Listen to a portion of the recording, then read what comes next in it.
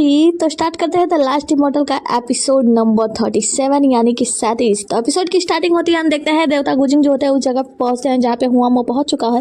और देवता गुजिंग जो है अपनी तलवार निकालते हैं उसके ऊपर हमला कर देते हैं, मतलब उस स्थान पे। हुआमो वहां से बाहर निकलता है, कहता है कि तुम देवता हो तो क्या तुम्हें इतनी भी सभ्यता नहीं है कि किसी के घर के ऊपर वार नहीं करना चाहिए। वो कहता है, मतलब गुजिंग कहता है कि तुम्हारी हिम्मत कैसे हुई मैं देता हूँ मुझसे ऐसी बात करने की। तो वो कहता है कि अच्छा देवता।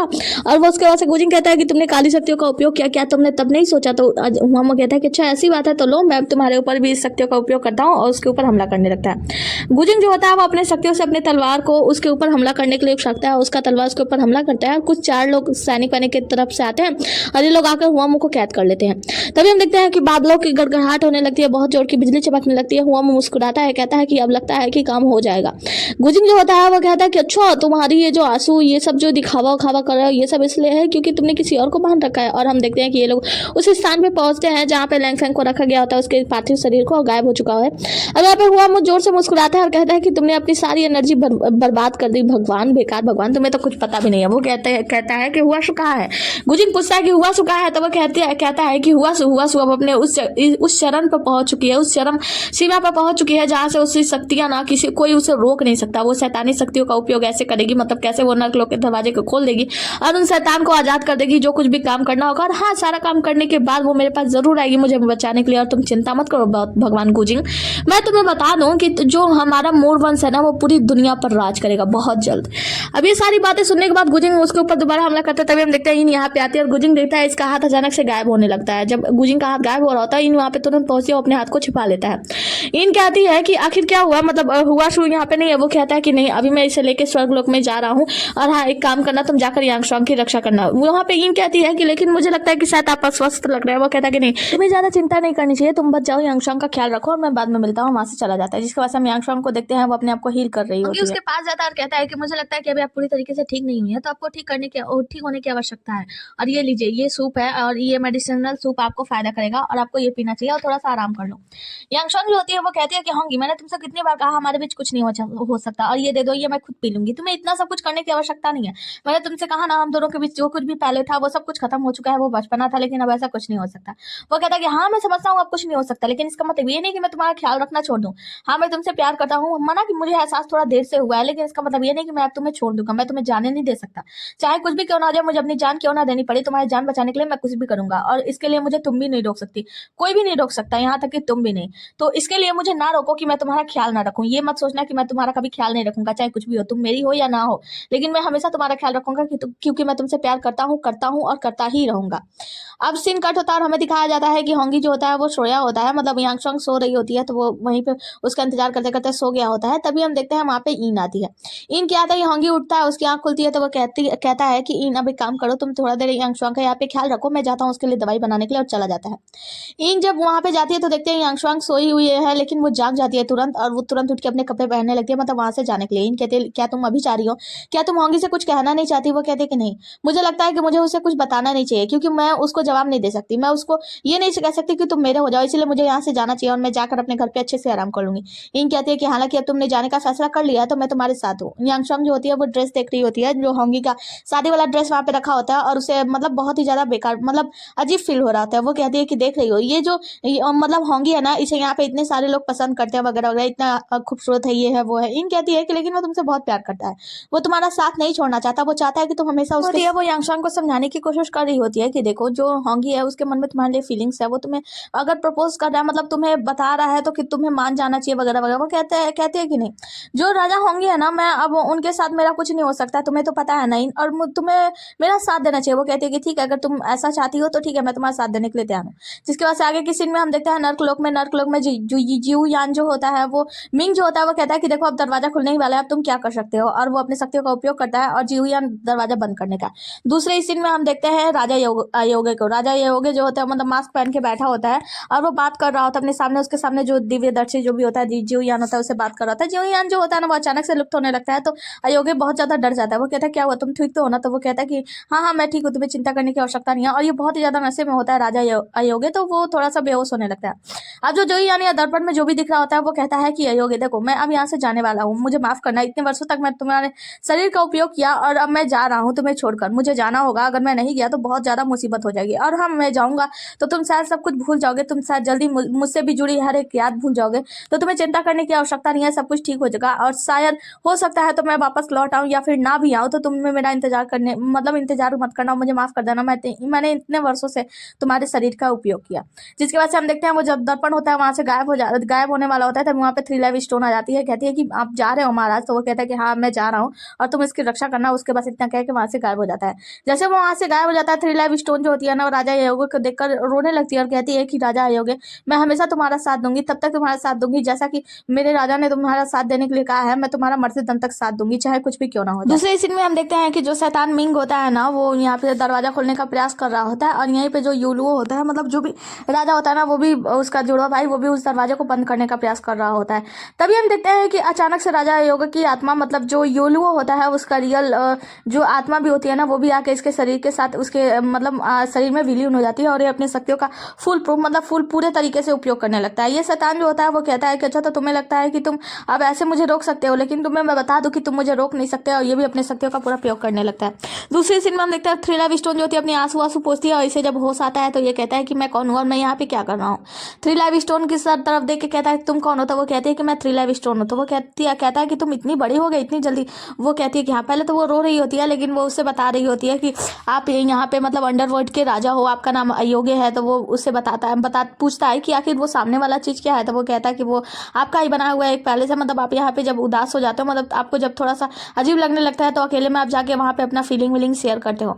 अब हम देखते हैं कि 3 लाइव स्टोन जो है ना, वो बात की थी राजा अयोग्य से पहले ही, मतलब राजा यूलुओ या अयोग्य जो होते हैं उनसे बात की थी और उससे कही थी कि आप जाने वाले हैं। तो वो कहता है कि हाँ मैं जाने वाला हूँ। तो इसने कहा था कि आपके जुड़वा भाई जब आप मतलब यहाँ से मतलब आएंगे वापस, तो मैं उनसे क्या बात करूंगी जब उनका आत्मा आएगा, मतलब देखा जाए तो आपको सब कुछ भूल जाएंगे। तो वो कहता है कि वो धीरे धीरे मेरे बारे में सब कुछ भूल जाएगा, तुम्हें बस ये बताना है कि वो जो सामने वाला पैलेस है वो जगह है जहाँ पे वो जाकर आराम किया करता था वगैरह वगैरह। मतलब ये बिल्कुल मत बताना कि मैं उसके शरीर पे कब्जा किया था वगैरह, मतलब सारी सच्चाई उसे खुलकर नहीं बतानी है। अब ये 3 लाइव स्टोन ये सारी चीजें याद करके रो रही हो। आगे हम स्वर्गलोक में देखते हैं, स्वर्गलोक से आर्मरी हर से एक बड़ो वहां से बाहर निकल रहे होते हैं और कहते हैं किंगी से कि किंगी क्या तुम बता सकते हो कि ये लोग कहाँ मिलेंगे। वो कहता है कि इसके बारे में तो मुझे कोई अंदाजा नहीं है। तभी हम देखते हैं यहाँ पे एक व्यक्ति आता है आर्मरी हॉल के बाहर और कहता है कि मैं फिर से आर्मरी हॉल के बाहर आ गया। किंगी कहता है कि आप कौन है। तो वो कहता है कि हेलो मेरा नाम सान है। तो सान को देखते ही जो वो होता है ना, किंगी को याद आता है कि कैसे उसके मास्टर जियान सान हुआ करते थे, कैसे उसने अपने मास्टर से कहा था कि मास्टर ऐसा मत करो। मास्टर ने कहा था कि तुम यहाँ के भाग दौड़ संभालो और तुम्हें यहाँ से जाना चाहिए। और किंगी को और जियांगशोंग को इन दोनों को वहां से मार के बाहर भगा दिया था, मतलब इन दोनों को सुरक्षित करने के लिए। अब जियान सान को देखकर मतलब इसका नया रूप देखकर किंगी जो होता है ना बहुत ज्यादा उदार हो जाता है, उसके चरणों में गिर जाता है कि मास्टर आप मेरे मास्टर, आप पूरा जीवित होकर आए हैं। वो कहता है कि नहीं भाई तुम गलत समझ रहे हो, मैं कोई तुम्हारा मास्टर नहीं हूँ, मेरा नाम सान है और मैं तो बस यहाँ पे ऐसे अपने दोस्तों के साथ आया था। तभी हम देखते हैं कि यहाँ पे गुजिंग को दिखाया जाता है। गुजिंग जो होता है ना स्वर्ग के तरफ से जो है दंड झेल रहा होता है। यहाँ पे इन आती है और देखती है कि गुजिंग को बहुत ज्यादा चोट लग रही है, स्वर्ग की जो दंड होती है उस पर बहुत जोर जोर से बरस रही है। तो इन जाती है उसे बचाने के लिए और जैसे उसके अंदर वो प्रवेश करती है, इन मतलब दूर फेंका जाती है और गुजिंग को बहुत जोर जोर की चोट लग रही होती है। इनको उठाता है उसका तलवार गुजिंग का। वो कहती है कि ये सब क्या हो रहा है, मतलब ये तो देव है ना, तो देव के ऊपर ऐसे वो मतलब ऊपर से ये जो गड़गड़ाहट इनके ऊपर गिर रही है, बिजली के झटके इन्हें लग रहे हैं, तो इन्हें इतना दर्द क्यों हो रहा है। उनका जो तलवार होता है वो बताता है कि ये जो दंड है वो आपको और गुजिंग को दोनों को एक साथ दी जा रही है, इसलिए क्योंकि आप दोनों ने मतलब गलत तरीके से विवाह किया और स्वर्ग का उल्लंघन किया। तो वो कहते हैं कि हाँ उल्लंघन मैंने भी किया, लेकिन मुझे इसका चोट नहीं लगा। वो कहता है ये इसलिए क्योंकि गुजिंग ने इन सारे मतलब जो अवरोध है, मतलब ये सारे जो झटके हैं उन्होंने अपने ऊपर स्थापित किया, उन्हें इसका चोट लगेगा। वो कहती है कि ठीक है उसे भी चोट लगेगा, लेकिन वो एक देव है, उसे इतना ज्यादा नुकसान नहीं पहुंचना चाहिए। तो यहाँ पे जो तलवार होता है ना उसे कुछ बता रहा होता है। इन कहती है कि वैसे मैंने देखा था कि पृथ्वी लोक पर भी कैसे ये इस्तेमाल कर रहा था अपने शक्तियों का और ये बहुत ही ज्यादा शक्तिशील लग रहा है, मतलब क्या हो रहा है तुम्हारे साथ। गुजिंग जो होता है वो उससे बाहर आता है जब उसका जो मतलब जो भी वो क्या बोलते हैं सजा वजा मिल जाती है तो बाहर आता है। तो इन कहती है क्या तुम्हारे साथ क्या हो रहा है, तुम्हारी शक्तियां इतनी कम क्यों हो रही है। गुजिंग कुछ बताता है। इससे पहले हम देखते हैं कि वहाँ पे किंगी दौड़ता हुआ सान को खींचता हुआ लेकर आता है कि देखिए हमारे गुरुजी वापस आ गए। तो किंगी को मतलब जियांसान को देखकर इस गुजिंग और इन दोनों लोग बड़े भाई कहते हैं। तो वो जियांसान जो होता है वो कहता है कि देखो भाई मैं ना आपका बड़ा भाई हूँ और ना ही इसका गुरु हूँ, मेरा नाम सान है और मैं बस 5000 वर्षों से कुछ ये प्रैक्टिस कर रहा हूँ। और हाँ मैं यहाँ पे मतलब आया था आर्मरी हॉल में मतलब वो क्या कहते हैं काम वाम के लिए, ताकि मुझे कोई जॉब वॉब मिल जाए, लेकिन आप लोग ऐसा क्यों कह रहे हैं कि मैं आपका गुरु हूँ वगैरह वगैरह। यहाँ पे किंगी कहता है कि इसका मतलब ये है कि हमारे ताजी पर्वत में हमारे जो गुरु हैं उनका पुनर्जन्म हुआ है और ये लोग कहते हैं कि इसका मतलब ये है कि हमारे ताजी पर्वत से सभी लोग पुनर्जीवित होकर आएंगे। और जो जियांसान होता है वो कहता है कि देखिए मुझे इसके बारे में कोई आइडिया नहीं है। तो जो गुजिंग होता है ना वो उन्हें वही पत्री दिखाता है और इसमें किंगी होता है और किंगी के साथ जियानसान, मतलब जियानसान का पुनर्जन्म हो चुका है। अब ये लोग जो होते हैं जियानसान से मिल चुके हैं, तो जो गुजिंग होता है, मतलब जो किंगी होता है ना, बहुत ज़्यादा रोने लगता है, कहता है कि गुरुजी आप ही हो वो। तो जियानसान कहता है कि मुझे इसके बारे में तो अंदाजा ही है, लेकिन हाँ, जब मैं जन्म लिया था ना, उसके बाद से ही मेरे सपने में कुछ कुछ ऐसा, मतलब कोई दैविक पुरुष आया था, उसने मुझसे कहा था कि मुझे इस जगह पे जाना वगैरह वगैरह, और जिस जगह पे मैं पहुंचा हूँ, इस जगह पे मैं पहुंचा हूँ, तो मुझे ऐसा लगता है कि शायद मैं इससे जुड़ा हूँ। मेरे सपने में वो जो दिव्य पुरुष आया था, मैं उन्हें उसके बारे में देखा नहीं, मतलब मैं उसे पहचान तो नहीं सकता, लेकिन अब लगता है कि शायद मैं वही हूँ। गुजिंग जो होता है वो अपने हाथों में वो बिल्ला निकालता है, मतलब बिल्ला या टोकन जो भी होता है, वो लेकर किंगी के हाथों में दे देता है और कहता है कि ये टोकन जो है वो दाजी पर्वत का है और आज से तुम इसके मालिक हो, मतलब आज तुम यहाँ पे गुरु, आज से तुम यहाँ के गुरु हो। तो किंगी कहता है कि लेकिन ऐसा कैसे? तो गुजिंग कहता है कि देखो, अब दाजी पर्वत का बागडोर तुम्हारे हाथों में मैं सौंपता हूँ और ये सब कुछ अब तुम्हें संभालना है। और हाँ, दाजी पर्वत के जितने भी शिष्य हैं वो सभी एक एक करके पुनर्जीवित होकर आएंगे, तुम्हें सबको ढूंढना है और दाजी पर्वत को दोबारा से उभारना है, उसी तरीके से जिस तरीके से दाजी पर्वत पहले हुआ करता था। गुजिंग पहले तो, मतलब जो किंगी होता है, पहले तो मना करता है, फिर एक्सेप्ट कर लेता है। उसके बाद से वो कहता है कि शान से कि जियानसान, क्या आप हमारे दाजी पर्वत के शिष्य बनना चाहेंगे? वो कहता है क्यों नहीं। तो जो किंगी होता है ना, वो अपना जो बिल्ला वल्ला जो भी टोकन लिया रहता है उससे जियानसान के माथे पे एक ट्रिक कर देता है और जो वो बहुत ज़्यादा खुश हो जाता है। जियानसान कहता है कि गुरुजी, तभी हम देखते हैं कि किंगी जो होता है वो तुरंत झुकने लगता है, प्रणाम करने लगता है। तो जो जियानसान होता है वो कहता है कि नहीं नहीं, आप मेरे गुरु हैं, आप मेरे गुरु, और दोनों एक दूसरे को प्रणाम कर रहे होते हैं। आगे हम देखते हैं गुजिंग और इंग जो होते हैं ना, एक दूसरे से बात करते हैं, जहाँ पे गुजिंग कहता है कि मुझे माफ करना, मैं मतलब मैं अभी अपने शिष्यों को ढूंढने के लिए, मतलब दाजी पर्वत के शिष्यों को ढूंढने के लिए नहीं जा सकता, मैं इस बारे में अभी कुछ नहीं कर सकता, क्योंकि मैं बुरी तरीके से घायल हुई। कहती है तुम्हें चिंता करने की आवश्यकता नहीं है, तुम बस आराम करो, मैं जल्दी करूंगी और दाजी माउंटेन के सभी शिष्यों को ढूंढ कर लाऊंगी। तो जो गुजिंग होता है वो कहता है कि मुझे माफ कर देना, मैं चाहता था कि मैं तुम्हारे साथ चलूँ और दाजी पर्वत के सभी लोगों को ढूंढूं, लेकिन मैं इस बार असमर्थ हूँ। तो वो कहती है कि मुझे तो इस बात की चिंता है कि तुम्हारे स्वास्थ्य का क्या होगा। वो कहता है तुम्हें चिंता करने की आवश्यकता नहीं है, मैं जल्दी प्योर पॉइंट पैलेस जाऊंगा और यहाँ पे मैं वहाँ पे पूरी तरीके से ठीक हो जाऊंगा, मतलब सांस तालाब भी उठाऊंगा और जल्दी ठीक हो जाऊंगा। बस तुम दाजी पर्वत के सभी शिष्यों को ढूंढकर वापस ला दो, जिससे दाजी पर्वत के सभी लोग जो है ना इकट्ठे हो जाओ, दाजी पर्वत को पुनर्निर्माण किया जा सके। आगे का सीन में हम यांगशांग को देखते हैं। यांगशांग जो होती है ना, बहुत ज्यादा उदास होती है। इस जगह पे, जिस जगह को लियांगशी ने उसके लिए बनाया होता है, और उस जगह पे लियांगशी जाता है उसके पास और कुछ कविता कहते हुए जाता है। तो यहाँ पे जो यांगशांग होते हैं वो कहते हैं कि ये कविता आपने कहाँ से सुनी? तो वो कहता है कि बस मैंने सुनी, या फिर वो भी कोई कविता कहती है। तो ये लियांगशी जो होता है वो कहता है कि आपको पता है, जिससे मैं प्यार करता हूँ ना, जिसके साथ मैं पूरी जिंदगी बिताना चाहता हूँ, उसे मैं उसकी खुशी के लिए छोड़ने के लिए भी तैयार हूँ। वो कहती है क्या कहना चाहते हो आप? तो उसे वो निमंत्रण, मतलब वो पत्र देता है जो कि उन दोनों की सगाई का वो था। तो वो कहता है कि मैं चाहता हूँ कि आप इस सगाई को कैंसिल कर दे। वो कहती है कि लेकिन आप ऐसा क्यों करना चाहते हो?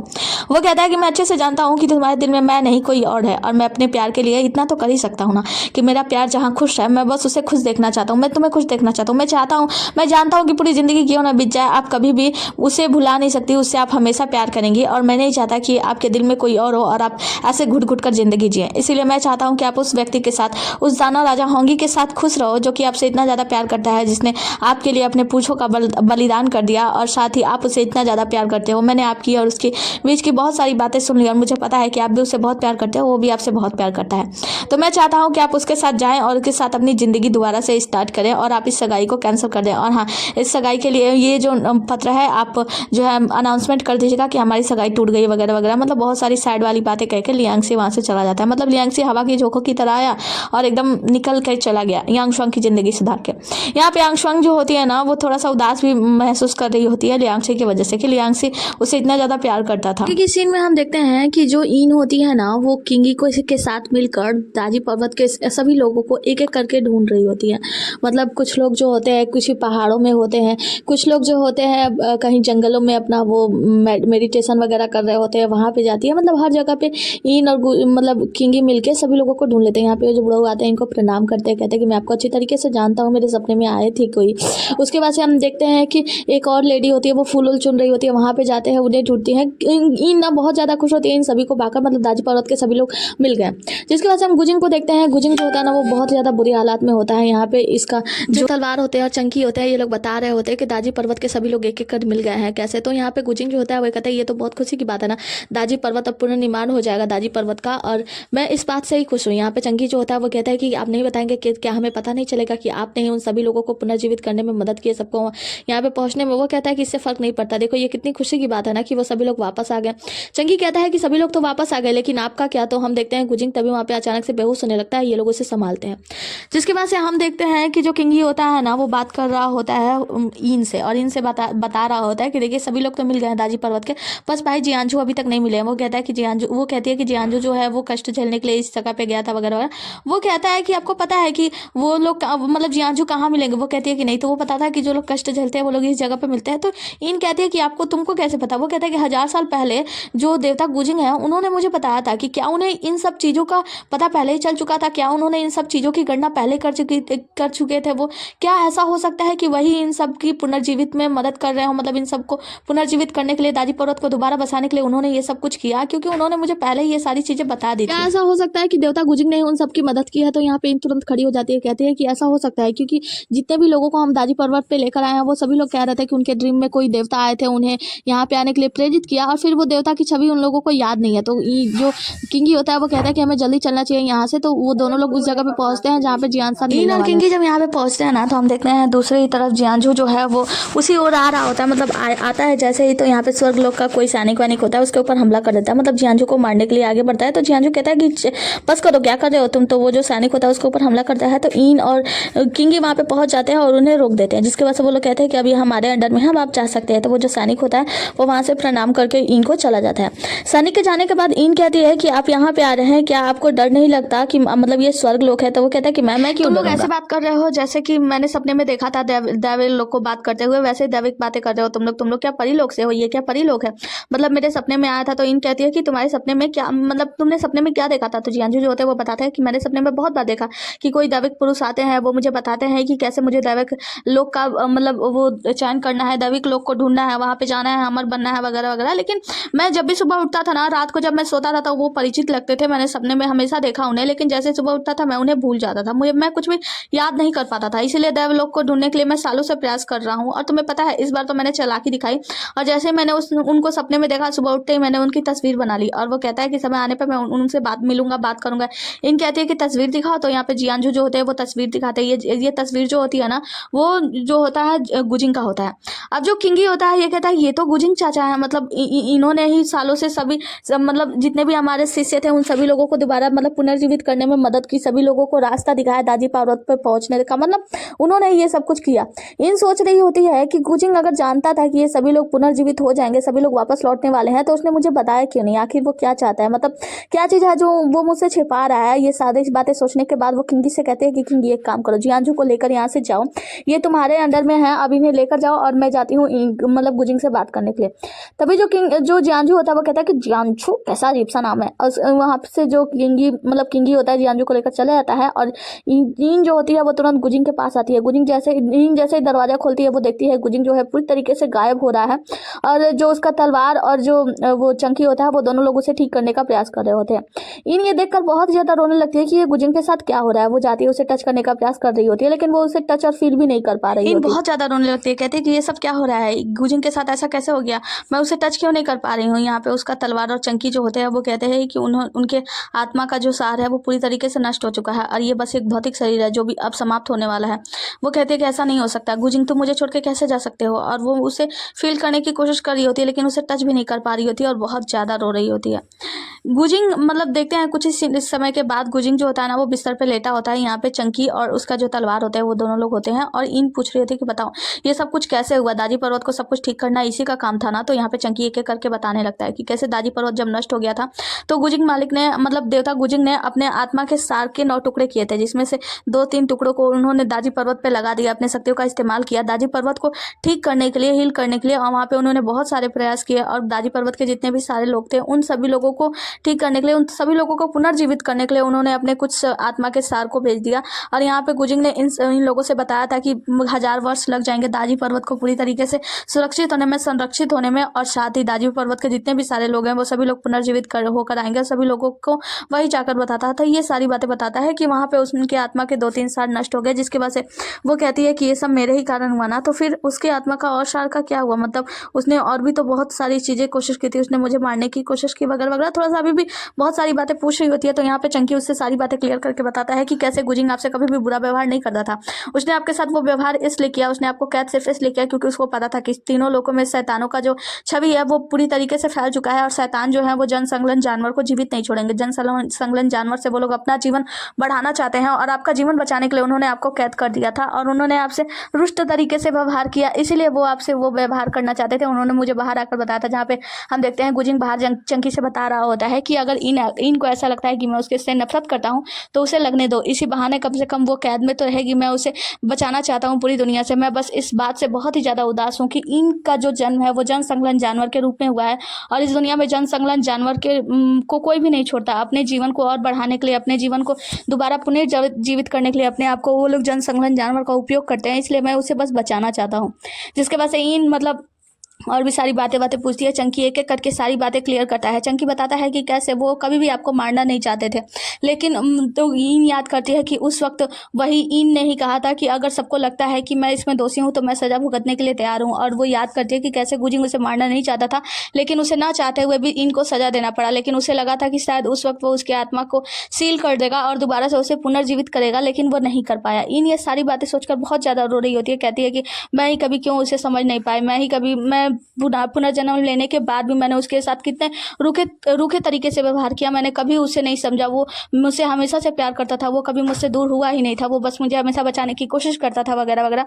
वो कहते हैं कि ठीक है, और सभी आत्मा के सार तो यूज हुए, लेकिन फिर उसके आखिरी आत्मा का सार तो था ना, आखिरी उसकी आत्मिक शक्ति थी, तो फिर उसका हाल ऐसा कैसे हो गया। तो यहाँ पे उसका तलवार जो होता है वो कहता है कि आखिरी आत्मिक शक्ति को उसने आपके लिए उपयोग कर दिया। तलवार बताता है कि मैंने गुजिंग को उस वक्त मतलब देवता गुजिंग को उस वक्त मना किया था कि वो आपको ना बचाएं, लेकिन आपको बचाने के लिए उन्होंने अपने आत्मा के आखिरी सार का भी उपयोग कर दिया। उन्होंने उस वक्त जब आपका कमल का पूरा पौधा, आपकी जिंदगी का कमल का पूरा पौधा सार वो पूरा टूटने वाला था, तो आखिरी एक पत्ता बचा हुआ था जिसको बचाने के लिए उन्होंने कहा था कि उसे बचाने के लिए मेरी दैविक शक्तियों की आवश्यकता है, और उसने अपनी आखिरी दैविक शक्तियां भी आपको उपयोग में दे दिया, जिससे कि आप दैविक शक्तियों के साथ पैदा हुई और आपकी जो शक्तियां हैं इसीलिए दैविक है, क्योंकि गुजिंग ने अपने दैविक शक्तियों को आपको दे दिया था, जिससे आप ठीक हो गई।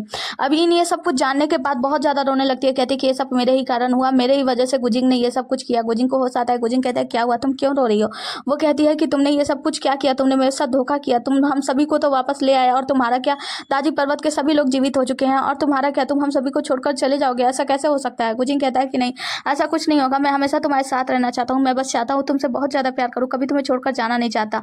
गिन कहती है कि हाँ तुम चिंता मत करो, मैं कोई ना कोई रास्ता जरूर ढूंढ लूंगी, मैं तुम्हें इस दुनिया में वापस लेकर आऊंगी, मैं तुम्हें कुछ नहीं होने दूंगी, मैं तुमसे वादा करती हूँ कि तुम्हें कुछ भी नहीं होने दूंगी। मैं हमेशा से तुमसे प्यार करती थी, मैं कभी तुमसे कह नहीं पाई, जब मैंने तुमसे कहा मैंने तुमको कभी समझ नहीं पाई। मैं मतलब बहुत सारी चीजें बताती है कि कैसे मैं तुम्हें समझ नहीं पाई, मैं तुम्हारी बातों को हमेशा गलत समझती थी, तुम मुझे प्रोटेक्ट करना चाहते थे, लेकिन मैं हमेशा से तुम्हें गलत समझती आई, और मैंने कितनी सारी गलतियां की वगैरह वगैरह। बहुत ज्यादा रो रही होती है, उससे माफी मांग रही होती है।